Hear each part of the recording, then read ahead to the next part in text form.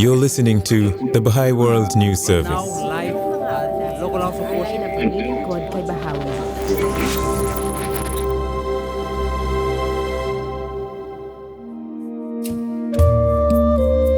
In this episode, we hear from counselors Billy Silva from the United States. The relationship between the local assembly and the individual is one that is uniquely affectionate. Niroshni Saleh from Sri Lanka.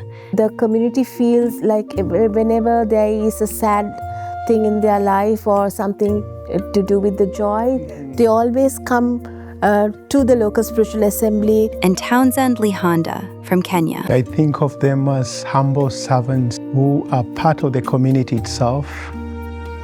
They discuss how Bahá'í Local Spiritual Assemblies around the world are becoming a source of strength in the life of their communities, standing with families through hardship, guiding youth toward education and purpose, and collaborating with local authorities and organizations to address the needs of their populations.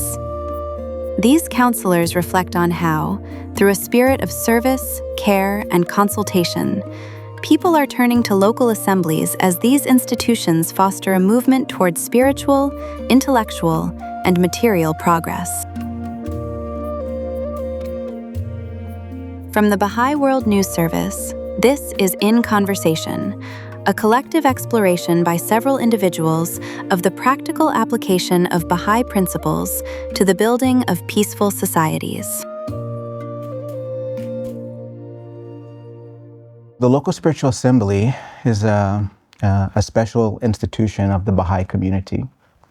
It consists of 9 members of the local Baha'i community, and they are elected once a year. When the individuals come together to elect the local spiritual assembly, they really prepare themselves to elect those who might serve best. One, they come together in unity, in amity, and try to think of those individuals in their community that would best demonstrate the qualities of selfless service. So in the election, there's no campaigning. There's no competition or electioneering. It's really done by anonymous ballot. Those who are elected are the 9 individuals who receive the most number of votes. But maybe the most important part of that election is the spiritual nature of it. It really is about turning to God, praying in our heart to think of those individuals who you think would serve most selflessly. I think of them as humble servants who are part of the community itself and thinking about how they can promote the best interests of these communities. In some places, they begin to think about how the community could progress materially, how the community could progress spiritually, and how the community could progress intellectually, really thinking about everyone. In Kenya, it's quite interesting that because of this concern of the local assembly, in consultation with other entities in some of these communities, they begin to understand the population they serve. I don't know how it is, Niroshni, where you are coming from. So in Sri Lanka also, local spiritual assemblies are not only taking care of the Baha'i community, but they serve the whole population. I have a few examples where I come from. So there's this particular local spiritual assembly that works with the population, take care of the education of their children and the well-being of the parents. And also not only that, they also work with the local government. In the Grama Niladari division, which is the locality of that population, even the local authorities consider them as the most trusted. Even the health department of that locality talks to the local spiritual assembly. As you explained rightly, the members are from the community, so they are aware of the needs of the grassroots. So the local health authorities, the local government agent, other public services all rely on the local spiritual assembly. They consult together. So one such example is during the recent landslides and floods of Sri Lanka, when the water levels rose to about 4 feet in this particular area, which is closer to Negombo, which is also closer to the capital of Sri Lanka. And then the local spiritual assembly was on the ground. I mean, they, as soon as the floods receded, they went to all the homes. The members and the community they consulted and went to all these communities, and they started to reach out to them. So giving them dry rations, and they knew exactly which home needed most. One thought that comes to mind as you're sharing is the nature of the relationship between the local assembly and the individuals in their communities more broadly. And the way it's been described is that the relationship between the local assembly and the individual is one that is uniquely affectionate. And this really is always striking to me to read this, is because when we think about the nature of relationships between individuals and institutions, one is not always thinking that the defining quality of that relationship is uniquely affectionate. So there was another good example of how the local spiritual assembly goes to the grassroots. There are youths, children and young junior youth who are dropouts from schools. So the local spiritual assembly knows, because they are very closely in contact with the parents and the households in that area, they know that the children are not going to school. But sometimes it is difficult for the local government authorities to know that the children are not going to school. So in the central west of Sri Lanka, they were able to write down the names of all the school dropouts. They are going to have a seminar for these children along with the local authorities, so that the authorities can help them to go back to school. In one of the villages, this local assembly is so keen not just to think about those who are progressing very well with their education, but also thinking about those who are dropping out of school, as Niroshni, you've already mentioned. So in this village, there was a young person who was participating in the educational process. And all of a sudden, for some reason, they couldn't see this young person. And the local spiritual assembly became concerned. They wanted to really know where was he. Because it was just a few weeks that this young person had lost his mother. When the local assembly followed up, they noticed that this young person was not going to school because he did not have the means to pay his education. And the father also could not afford paying for his tuition fee. So after some consultation, this local assembly decided to engage some individuals within the community and bring this to the attention of the people in the community. And in a very discreet and very good way, they found means of assisting this young person to go to school. So this young person went to school, was able to continue with his studies, and he also continued to participate in this process that also engages his mind and thinks about the contributions he could make to those who are younger than himself in the community itself. It's quite interesting to observe how the individuals begin to trust the local spiritual assembly. So in one of the communities, just to take another example, is that there were certain vices that began to appear in this community. There was this issue of theft. So the community, the way it would handle that, did not really offer solution and did not really maintain the dignity of the people, because police would be called, people would be locked. But that could not resolve the issue. So it happened that two young people in this particular community, they went and took a few things from one of the neighbors. But given the trust that the community has on the local spiritual assembly, the mother decided to report this to the local assembly and ask the local assembly if it could find ways of intervening and helping. So what the local spiritual assembly did, it decided to identify a team of people to go and engage this family in a conversation. This engagement was so explorative to find the depth and the reason to why these young people were doing that. And one of the things that came out was because, of the life circumstances of these young people, And also they were not connected to other processes within the community. They did not have employment, and they felt, this was the way to go. But after a little bit deeper exploration, they identified ways of assisting these two young people. One was, to bring them in the educational process that would help to foster their moral and intellectual development.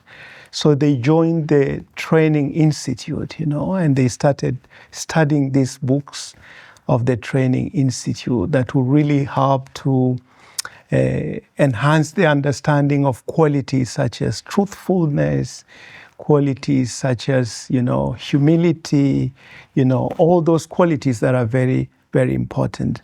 But the local assembly, together with other individuals, they thought of practical ways of assisting these young people. And what they did, they decided to attach them to a few friends in the community who were doing carpentry. And, as they got connected to these individuals, they began to learn the skills of carpentry. And then, of course, there were a few other volunteers in the community that offered to support through the local assembly, and these young people enhanced their studies in carpentry in one of the vocational institutions within the community, and now they are able to earn their living. But, the local assembly, together with the community, continue to support these young people.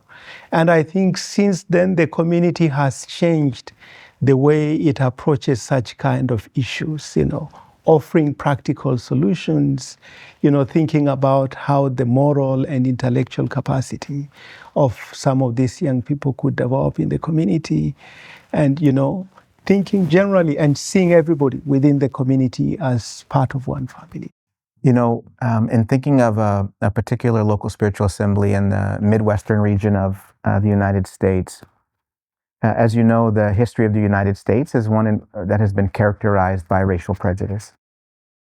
And one of the aims of the local spiritual assemblies is to help their communities and the individuals to build havens of peace, havens of unity, where humanity can find safety and in the face of so many challenges. And so the history of racial prejudice in the United States has been one that many local spiritual assemblies have been thinking about and trying to address. But in this particular case, this assembly has taken two approaches that perhaps over time will lend some insights about eradicating this longstanding difficulty. One of them is in one of the messages of the Universal House of Justice, which is the governing body of the Bahai, the global Bahai community. It says that for anything to advance begins with an orientation towards learning. So if we want to make progress on this issue in our communities in the U.S., we really have to have a posture of learning together. Another message they sent had to do with love. And it said that the power to transform the world is affected by love. So this local spiritual assembly is really beginning to think about how do we create communities? How do we help them build communities, these havens, that are spaces of love? Mm-hmm. If love transforms the world, how is love extended through a community? Mm-hmm. How does it become a blaze among the members of the community? Mm-hmm. And so in this way, the local assembly was thinking very practically. We want to help to create these conditions in the community, but we also have to collaborate with others. So in addition to study groups and these kinds of things among the community members, they've also been collaborating with a number of nonprofits and to foster campaigns for education, to participate in community building efforts. And so we'll see where it goes, but they have the posture of learning about it. And I think they have some insights to share over time. This is something they've committed themselves to for the long term. I also think the trust that the individual members of the local spiritual assembly has built with the community also comes through the way they behave, the personal bond that they have, their community, and the community feels like whenever there is a sad thing in their life or something to do with the joy, they always come to the local spiritual assembly or to the members of the local spiritual assembly to share.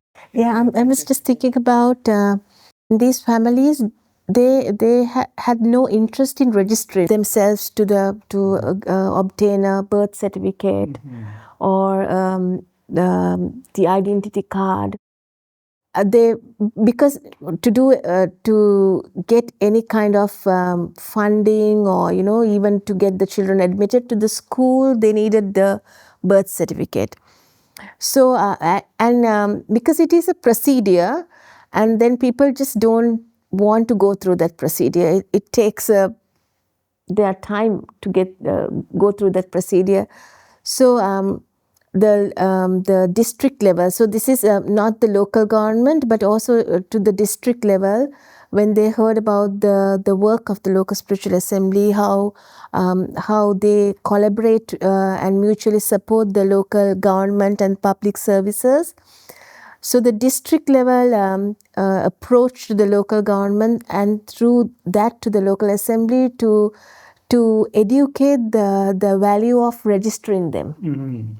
Because the local spiritual assembly already has a way of a process of education to the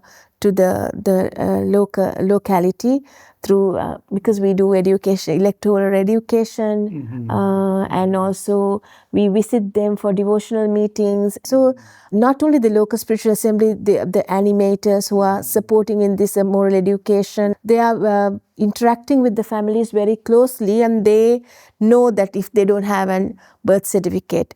So the local spiritual assembly consulted about this matter and thought that it will be beneficial for us to talk to these families to help them to register. So after deciding on it, they started to go to these homes and educate them of going through this process of registering them to receive their birth certificates and whatever the legal documentation that they needed. And we found that when the local spiritual assembly approached these families, they felt at ease, not tensed.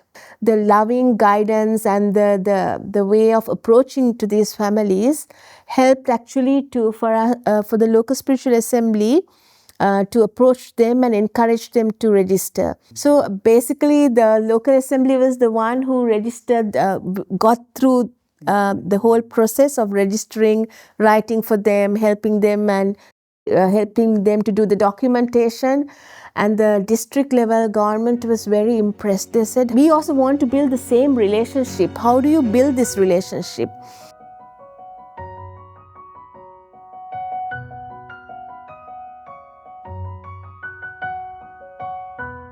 I wonder if it's useful to maybe talk a little more about the actual practice of consultation.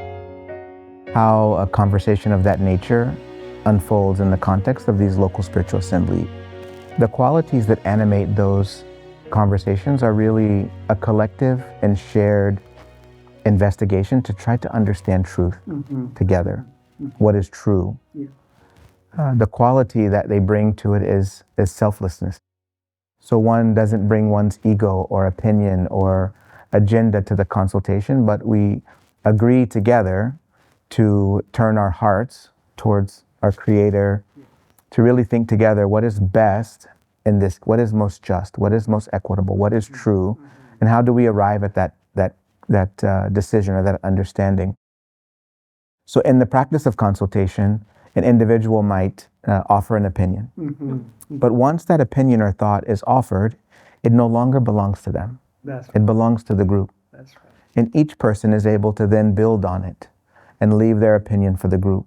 And so in that way, the collective understanding of those individuals who are together can come to a fuller understanding of what is true. You know, in the Baha'i writings, it talks about there are many responsibilities of the local spiritual assembly. One of them is to release the potential of the individual. That every soul is noble, every individual is filled with capacity. And how do we release that capacity? Another quality that they're thinking about is how do we build spiritually healthy communities? And one of the passages in the Baha'i guidance talks about the quality of cooperation, the qualities of collaboration, the ability to be able to mutually support one another and assist one another. Abdul Baha said that these local assemblies are shining lamps are spiritual gardens through which the divine fragrances are spread over all the regions. In considering these words of Abdu'l-Baha, it really reminds one of the special bounty that it is to have these local spiritual assemblies in the communities around the world. You've been listening to In Conversation, a podcast series from the Baha'i World News Service. For more podcasts and stories, visit bwns.org.